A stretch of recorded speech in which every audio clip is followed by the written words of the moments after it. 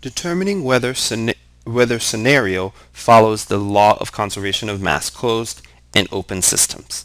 So in this problem it says when heated, calcium hydroxide and ammonium chloride react to produce ammonia gas, water vapor, and solid calcium.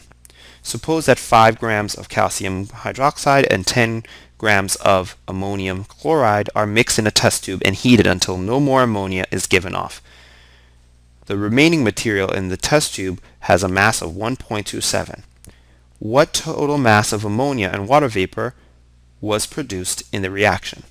So what's happening here is they're testing us on our knowledge of conservation of mass.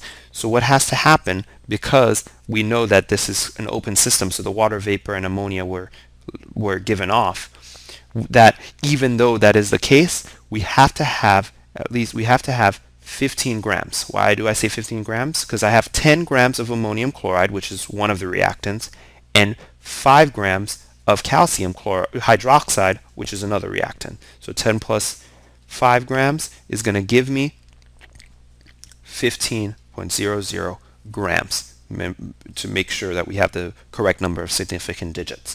So 15.00 grams of the reactants. So we must have at the end 15.00 grams of the product as well. So we know that the solid calcium, the thing that probably stayed in the test tube, is 1.27 grams. So if it's 1.27 grams, if we have 1.27 grams, what we can do is actually to determine the total mass of ammonia and water vapor that was produced, we can actually subtract 15 minus the 1.27 grams. So that's what we're going to do.